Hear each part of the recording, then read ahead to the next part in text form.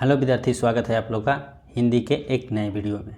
चलिए तो स्टार्ट करते हैं, जो कि कुंवर नारायण जी के द्वारा लिखा गया है। एक वृक्ष की हत्या कविता है। तो चलिए इसको स्टार्ट करते हैं। स्टार्ट करने से पहले सबसे पहले बता दें कि ये जो कविता है एक वृक्ष की हत्या, एक तरह की पर्यावरण को क्या करने बचाने से रिलेटेड है। यानी कि कुंवर नारायण सिंह कविता के माध्यम से इनका साफ साफ संदेश है कि पर्यावरण को क्या किया जाए, बचाया जाए, ताकि जो पोल्यूशन फैल रहा है, प्रदूषण जो फैल रहा है हमारे आसपास परिवेश में जो भी, यानी कि पेड़ के काटने से, उसके रिलेटेड एक तरह की शिक्षा है कि पेड़ को क्या किया जाए, बचाया जाए। वही एक वृक्ष की हत्या इसका नाम दिया गया है। इनके माध्यम से वो बताएंगे और कविता के माध्यम से देखेंगे भी हम लोग कि क्या क्या है इसमें और क्या क्या चीज़ें करने की ज़रूरत है या आवश्यकता है। ठीक है, तो चलिए सबसे पहले इनका जीवनी देख लेते हैं हम लोग। चलिए विद्यार्थी, ठीक है, तो इनका जीवनी देखेंगे, इसके बाद क्या करेंगे, कविता की ओर चलेंगे। तो विद्यार्थी इनका जो जीवनी है, ये लखनऊ का रहने वाले थे और इनका जन्म 1927 में हुआ था। आगे हम लोग देखेंगे, पूरा डिटेल इनको देखेंगे। तो ये जीवनी स्टार्ट करने से पहले आप लोग इस चैनल के साथ अगर नए होंगे जो विद्यार्थी, तो चैनल के साथ जुड़ जाएंगे। ठीक है, टेलीग्राम लिंक है यहाँ पर, जो लोग नए होंगे चैनल को सब्सक्राइब कर लीजिएगा। और आज का वीडियो स्टार्ट करते हैं एक मोटिवेशन कोट के साथ, जो कि आपको और जवान बनाएगा और आप पढ़ने के लिए प्रेरित होंगे। ठीक है, चलिए तो आज का मोटिवेशन है कि सक्सेस की सबसे खास बात है कि वो मेहनत करने वालों पर भी क्या हो जाती है, फिदा हो जाती है। फिदा का मतलब क्या होता है, आप पे फिदा होना।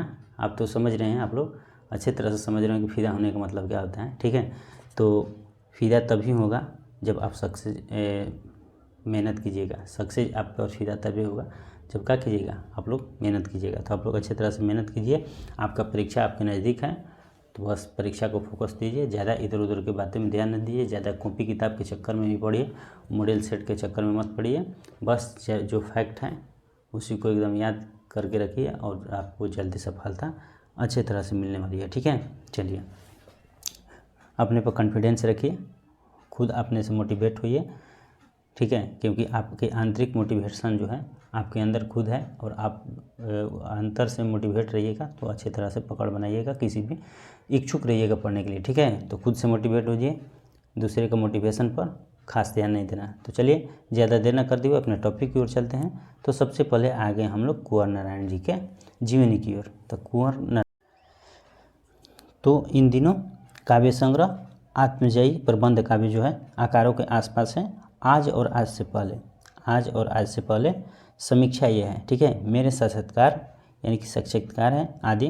कुंवर नारायण जी को अपने पुरस्कार एवं सम्मान प्राप्त हो चुके हैं। ठीक है, जो इस प्रकार हैं, कौन कौन से पुरस्कार और सम्मान इनको दिया गया है वो आप देख लीजिए। ठीक है, पहले देखिए साहित्य अकादमी पुरस्कार इनका मिला है, कुमारन आंसन पुरस्कार मिला है, इसके बाद व्यास सम्मान मिला है, प्रेमचंद पुरस्कार मिला है, लोहिया सम्मान मिला है और कबीर सम्मान मिला है। इनको इतना पुरस्कार का किए गए मिल चुका है। ठीक है, बहुत अच्छे सम्मान इनको मिले हैं। ठीक है, चलिए आगे चलते हैं कि कुंवर नारायण पूरी तरह नगर संवेदना के कवि हैं। ठीक है, उनके विवरण हैं उनके यहाँ नहीं के बराबर है। ठीक है, व्यक्ति और सामाजिक वाहपोह का तनाव पूरी व्यंजिका के साथ प्रकट होता है।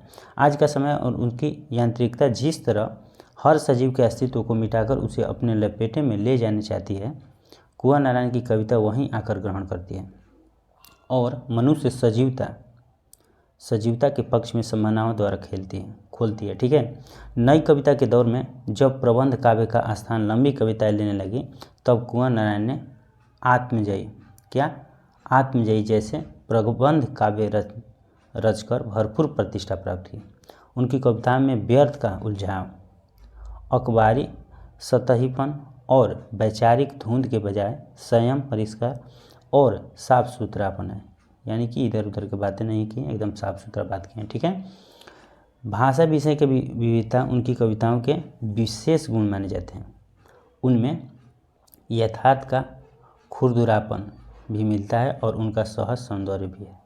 ठीक है, तुरंत काटे गए, यानी कि वृक्ष की बात कर रहे हैं कि तुरंत काटे गए एक वृक्ष के बहाने पर्यावरण, मनुष्य और सभ्यता के विनाश के अंतर्व्यर्थता को अभिव्यक्त करती यह कविता आज के समय की अपरिहार्य चिंताओं या संवेदनाओं का रचनात्मक अभिलेख है। यह कविता कुंवर नारायण के कविता संग्रह इन दिनों के संकलित से लिया गया है। ठीक है, इन दिनों के संकलित से लिया गया है। तो आप लोग कुंवर नारायण जी के बारे में जान गए कि कुंवर नारायण क्या, तो परीक्षा में आपसे क्वेश्चन पूछ सकता है कि उनका जन्म कब हुआ है, तो 19 सितंबर 1927 को।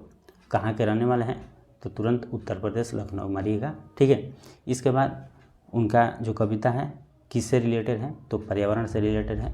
मानव को का नष्ट होने से बचाने के लिए वो का किए हैं, इसमें एक प्रकार का भाव है। ठीक है, तो चलिए ज़्यादा देर न करते हुए कविता की ओर चलते हैं, उसके माध्यम से समझने की कोशिश करते हैं। एक वृक्ष की हत्या, यानी कि वृक्ष की हत्या जब हो जाती है तो बहुत ही उनको दुख होता है और इनके बारे में उनको क्या कहना है, वृक्ष के साथ कैसे तालमेल रहते थे, कैसे बात विचार होता था, अंतर बात विचार। ठीक है, और जब भी वृक्ष से भेंट होता था तो एक चौकीदार की तरह उनको क्या करता था, पूछता था कि कौन है आप, और चौकीदार की तरह उनके दरवाजे पर खड़ा भी रहता था और देखभाल करता था। ठीक है, तो चलिए, जब कवि जी अपने घर लौटते हैं तब देखते हैं कि अब की घर लौटा तो देखा वह नहीं था वही बूढ़ा चौकीदार वृक्ष जो हमेशा मिलता था घर के दरवाजे पर तैनात। यानी कि कहने का मतलब कवि कह रहे हैं कि जब अब की बार घर लौटा तो वो वृक्ष नहीं था जो कि चौकीदार की तरह दरवाजे पर खड़ा रहता था। बहुत ही दुख हुआ कि जब भी आते थे तो एक वृक्ष था जो कि बहुत ही पुराना वृक्ष था और उनको उस वृक्ष के छाँव में बैठने में बहुत सुकून मिलता था। ठीक है, और बहुत सुकून के साथ साथ बहुत ही अच्छा लगता था। और उनका जो वृक्ष था उनके रखवाले जैसे एकदम चौकीदार जैसा करते हैं घर का रखवाला, उसी तरह से लगता था कि ये वृक्ष जो है घर का रखवाला कर रहे हैं। ठीक है, तो आप लोग कॉपी कलम लेकर बैठ जाइए और अपने जो भी कविता से भावार्थ लिखने को आएगा तो लिखने के लिए एकदम तैयार रहिए। ठीक है बच्चों, चलिए, तो हम लोग सबसे पहले इनका क्या लिखेंगे कि अब की बार लौटा तो देखा नहीं था, कौन नहीं था, तो वृक्ष नहीं था जो कि हमेशा मिलता था घर के दरवाजे पर। तो वृक्ष घर के दरवाजे पर नहीं था क्योंकि वृक्ष क्या कर दिया गया था, काट दिया गया था। ठीक है, तो इसमें लिखेंगे कि प्रस्तुत पंक्ति में कवि ने एक वृक्ष के बहाने पर्यावरण, यानी कि ये परिचय हो गया, पर्यावरण, मनुष्य और सभ्यता के विनाश की क्या किया है, अंतर्व्यता पर मार्मिक विचार प्रस्तुत किया है। अब लिखेंगे कि कविता, यानी कि कवि कहते हैं कि जब परदेश से घर लौटा, परदेश का मतलब इधर उधर से मैंने घर लौटा, ठीक है, तो अपने घर के सामने पुराने पेड़ को न देखकर सोच में पड़ गया कि आखिर वह पेड़ गया कहाँ, क्योंकि जब भी घर आता था तो उस पेड़ की चौकीदारी की तरह क्या करता था, तैनात पाता था। ठीक है, तो इनका ये क्या हुआ, भावार्थ हुआ। चलिए अगला पंक्ति पढ़ते हैं, अगले पंक्ति की ओर देखते हैं। एक एक करके आप लोग भावार्थ एकदम अच्छे तरह से क्या कीजिएगा, देखिएगा और लिखिएगा, क्योंकि परीक्षा में आपके साथ यही आएगा कि आप भावार्थ इसको लिखिए तो आप अच्छे तरह से लिख लीजिएगा। आप लोग 1 से 2 बार प्रैक्टिस कर लीजिएगा, एकदम आसान है। चलिए अगला कह रहा है कि पुराने चमड़े का बना उसका शरीर, वही सख्त जान, झुर्रियाँदार, खुरदरा तना, मैला कुचैला, राइफिल सी एक सूखी डाल, एक पगड़ी फूल पत्तीदार, पाँवों में फटा पुराना जूता, चरमराता लेकिन अकड़ बलबूता। यानी कि कहने का मतलब ये क्या कर रहे हैं कि वहीं क्या है, पुराने चमड़े का बना उसका शरीर, यानी कि जो उनका छाल है उसको कह रहे हैं कि पुराने चमड़े का, उनका छाल का हो गया था पूरा, बहुत तरह से पुराना हो गया था क्योंकि पेड़ बहुत पुराना हो गया था। ठीक है, वहीं सख्त जान, यानी कि जान भी बहुत उनके क्या था, सख्त था, कठोर था। ठीक है, झुर्रीदार खुरदरा तना मैला कुचैला, यानी कि तना का मतलब उसका शरीर कह रहे हैं कि झुर्रीदार नहीं होता है कि एकदम जैसे फटा वटा हो जाता है, झुर्रियाँ लग जाता है अपने शरीर में। देखे होंगे कि जो भी विटामिन का कमी होता है, जैसे विटामिन सी का, तो चेहरा ओठ ये सब फाटने लगता है, झुर्री चेहरा पर निकलने लगता है। तो इसी पेड़ था तो पूरा पुरान हो गया था, तो क्या हो गया था, एकदम झुर्रीदार हो गया था। ठीक है, और मैला कुचैला सा हो गया था। मैला कुचैला का मतलब एकदम क्या होता है, एकदम मैला कुचैला, एकदम धूल मिट्टी सब उस पर जम गया था। अब कह रहे हैं कि राइफिल से एक सूखी डाल, उसकी जो डाल थी भी उका हो गई थी, सूख गई थी। एक पगड़ी फूल पत्तीदार, यानी कि जो उनका पेड़ के सूखने के बावजूद भी जो उसमें फूल था एक पगड़ी की तरह का उस पर संजोए हुए थे, उस पर लगा रहता था। ठीक है, पाँव में फटा पुराना जूता, पाँव का मतलब उनकी क्या कर रहे हैं, पाँवों से उनका कहने का मतलब है उनकी जड़ों से। ठीक है, तो वहीं फटा पुराना जूता की तरह। और चरमराता लेकिन अकड़ बलबूता, यानी कि चरमरा रहा था, चरम सीमा पर था, लेकिन बल बूता और अकड़ उतना ही था। ठीक है, तो इनका कहने का मतलब हम लोग भावार्थ किस प्रकार लिखेंगे, तो लिखेंगे कि कवि जी कह रहे हैं कि वह पेड़ अधिक दिनों के होने के कारण अपना हरा भरापन का खो चुका था। यानी कि हरापन का खो चुका था। आप लोग को बतलाए हैं कि बहुत पुराना पेड़ था, तो वो जो भी हरा भरा था, हरा भरा, तो वो खो चुका था, यानी कि हरापन अपना खो चुका था। तो लिखेंगे कि वह पेड़ अधिक दिनों के होने के कारण अपना हरापन खो चुका था। डालें उनकी सूख गई थी, पत्ते झड़ गए थे, लेकिन पेड़ की ऊपरी भाग फूल पत्तों से युक्त था। यानी कि पत्ते पेड़ पौधे निचले डाली की झड़ गई थी, लेकिन पेड़ की ऊपरी जो पत्ती थी, ठीक है, वो क्या थी, फूल पत्ती उस पर लगे रहते थे, जो पगड़ी के समान प्रतीत होता रहता था। पेड़ पुराने होने के कारण उसका जो तना था, तना क्या हो गया था, खुरदरा था। खुरदरा नहीं देखेंगे, बहुत पुराना आप पेड़ देखे होंगे तो उनका पेड़ देख होंगे कि पेड़ की छाल जो था खुरदरा हो जाता था, चिकनापन नहीं था उसमें। ठीक है, हर विषम परिस्थिति में वह पेड़ निर्भीक होकर बहादुर के सामने वहाँ का होता था, बहादुर के समान वहाँ पर क्या होता था, खड़ा रहता था। इनका भावार्थ ये हुआ। चलिए अगला पढ़ते हैं। अगला पंक्ति है कि धूप में बारिश में, गर्मी में सर्दी में, हमेशा चौंकाना अपनी खाकी वर्दी में।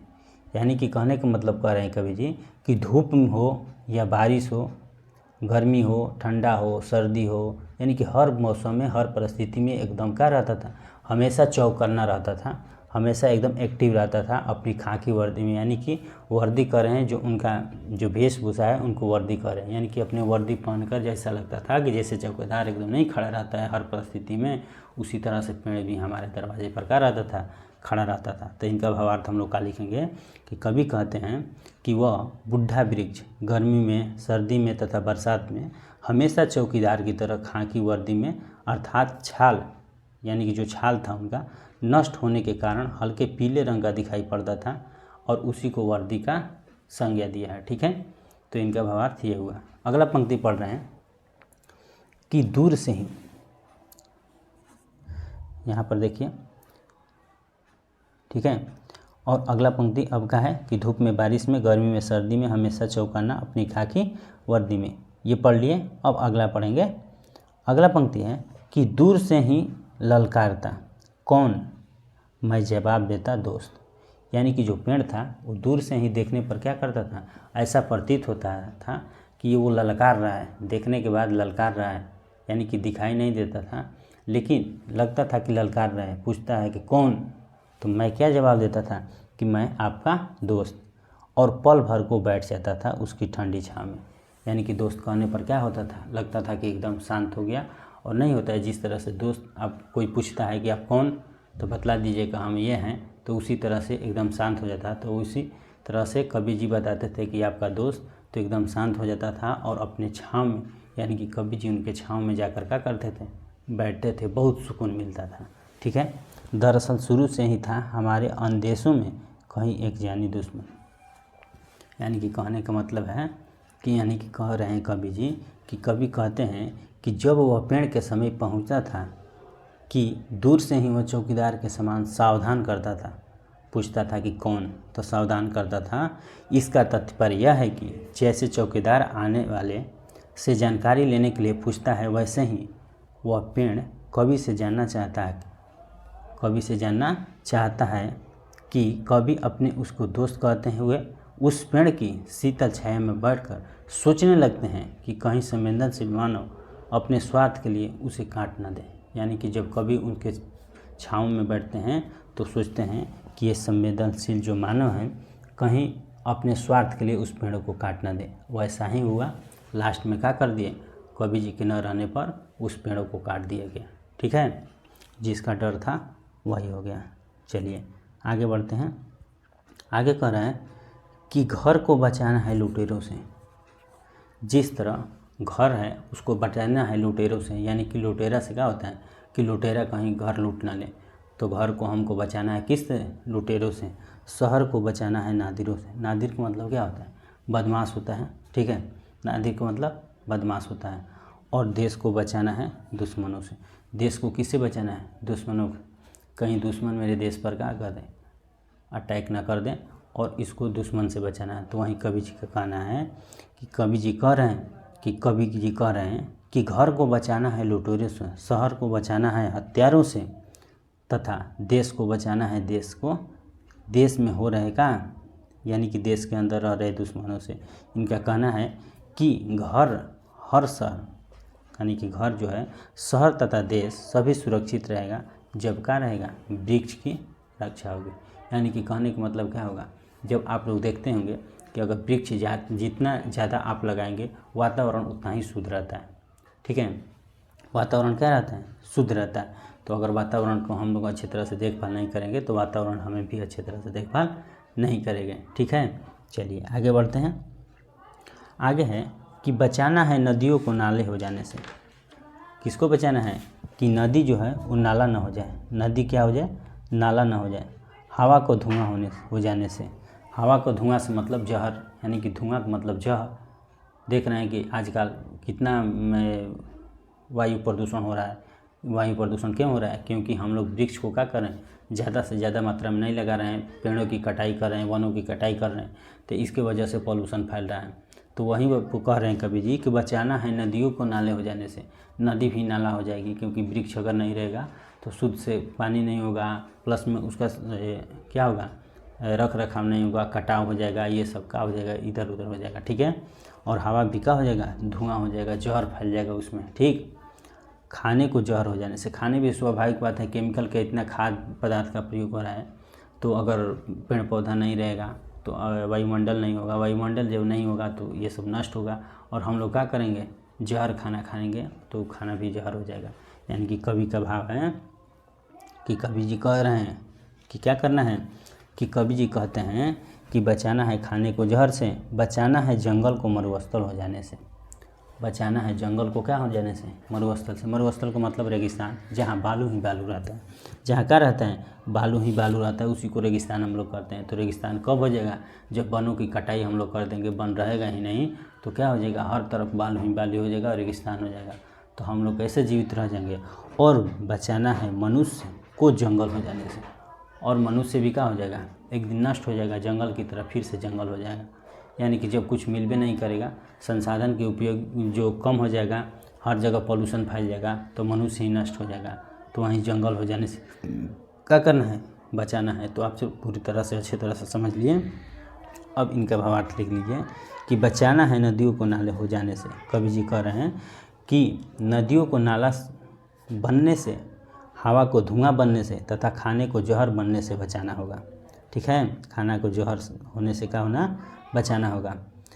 और इतना ही नहीं, जंगल को मरुस्थल, जंगल को क्या, मरुस्थल से, तथा मनुष्य को जंगल हो जाने से बचाना होगा। इसका तात्पर्य यह है कि पेड़ पौधे की रक्षा नहीं किया जाएगा तो क्या हो जाएगा, मानव सभ्यता नहीं बचेगा। इसलिए हम सबको मिलकर क्या करना है, पर्यावरण को बचाना होगा। तो इसके साथ साथ उम्मीद करता हूँ कि आप लोग अच्छी तरह से इस कविता के माध्यम से पर्यावरण के बारे में भी समझ गए कि पर्यावरण सबसे उपयोगी है, और पर्यावरण अगर नहीं रहेगा तो मानव का भी विनाश हो जाएगा। तो ये आप लोग को कविता बहुत अच्छा लगा होगा। कविता अच्छा लगे तो वीडियो को लाइक कीजिए, अपने दोस्त रिश्तेदार के पास शेयर कीजिए, और जो लोग नए हैं तो चैनल को सब्सक्राइब आप कर लीजिएगा। ठीक है, मिलते हैं इसी तरह के अगले वीडियो में अगले टॉपिक के साथ।